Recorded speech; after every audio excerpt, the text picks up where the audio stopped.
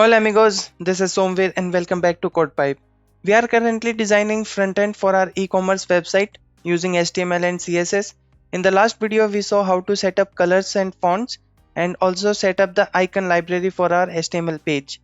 Now let's get started with the proper HTML code. But before that, let me show you what we are going to do and how we will do it. Let's see our design in Adobe XD. So this is the design that we are trying to achieve, and basically we will be designing the home page. So what I'm going to do is I will be using this header or this navigation and the footer as a base template, because this will be available on every page. So not repeating myself, I will keep this as a base, and then I will make different pages like index and category page, etc. And in this video specifically we are going to focus on the header only. Now, if we are familiar with HTML and CSS, each one of us has different procedure or different process how we design our HTML and what CSS we use. So I will not get into much detail about what specific you have to do about HTML, but rather the process. So some points that we have to keep in mind while designing the HTML and CSS are, first of all, our code should be clean. By clean, I mean if I am working on this project today and tomorrow I am handing over it to someone else, that person should be able to understand each and every line that you have written and each and every class HTML tag that you have used. Next thing is, never complicate the code. What I mean is, if we can do something with very little line of code, we should always use that approach. For example, we can use Bootstrap instead of designing for each and every row and column in our HTML page. And last one is, never repeat yourself. In the last video we saw we are initiating colors fonts for our HTML page, so that if we get a need to change the color, we have to just change at one place. Therefore we will try to focus on these three things while we code the HTML page. This will completely be one section.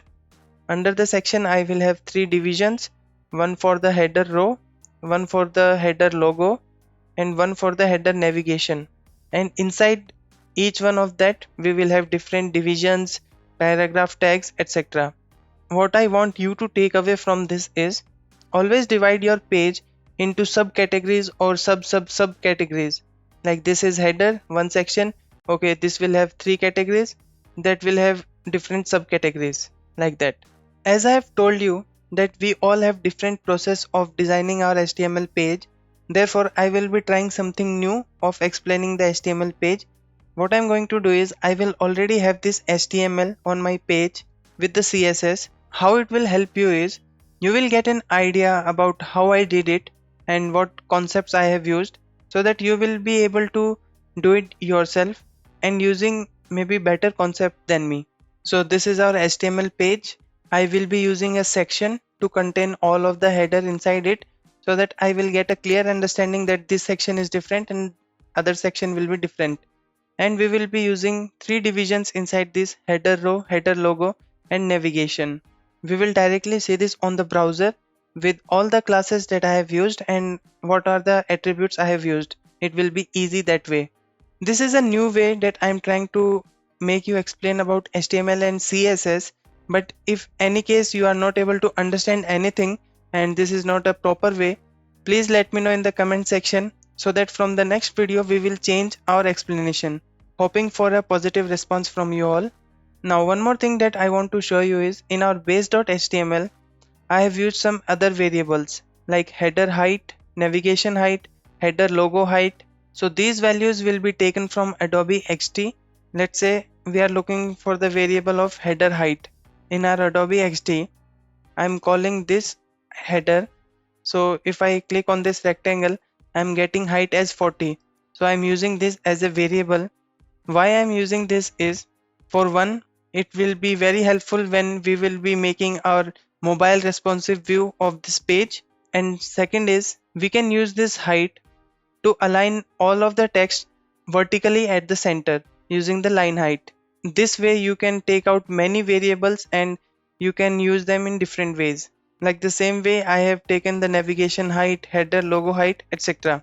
Now we can directly run our server as our Django project is already set up, and we will see how our web page is looking. So I will use python manage.py run server. Let's go to the browser. So here you can see I have used some CSS and HTML to get all of the things at place. We are not able to see some icons here because of the white background and white color. If I inspect this and we go to our body, we expand our section. Let me show you about header row. Inside that I have used a container. Inside container I have used a row. Inside that there are three separate columns using Bootstrap. First division will be for support email. Next division is for icons and number. Inside that I have again used a row. After that, at the last we have the drop down for account, and I'm using the simple drop down from Bootstrap. Next up we have header logo. So inside that again I'm using a container, then I'm again using a row, then again I'm using three columns. First one will have my logo, second one will have my search bar. In my search I have used a form. Forms will help me get to the next page. And at the last we have cart and wishlist icons. For that we have a row inside this. Let me show you a button, and you can see there iframe. So I have used this iframe from Font Awesome, and we have already seen how to use Font Awesome icons. So this will be easy. Let me change the color of this. Using this we can change. Let me make it black. So for this circle I have used absolute positioning so that I can place it anywhere I want. So that is one thing. Now coming to the navigation, again this is inside a container. Then I have used a row. At the first I have used this all category and I intend to make it a drop down. And next we have navigation. This is basically a unordered list and we can style them as per our convenience. One thing to notice here is about the active class. So I have used one nav active class on this one so that I will be able to see on which page we are currently on. So this is about the header section. Now let me quickly show you how we can put the background SVG. For that we will go to our Adobe XD. Here I will select this, find this in layers. So this is the one we are looking for. I will rename it to header background. Now I need to export it. Either I can use Ctrl E, that is the shortcut for export, or I can right click on this and I will say export selected. I want it as SVG. SVGs are always better because it will not deteriorate or it will not expand the pixels when we are resizing it. So I will keep it embed, and you can change the export part to wherever you want to save it.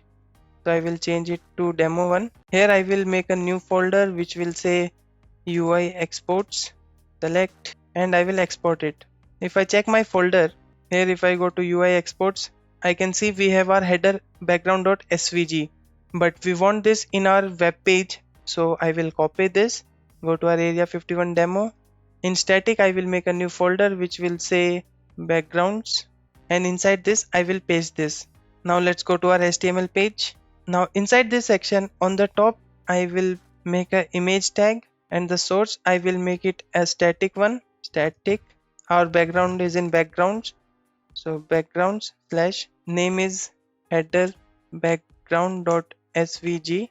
Save it. Let's go to our web page. We can see that we have our SVG, but this is not at the right place.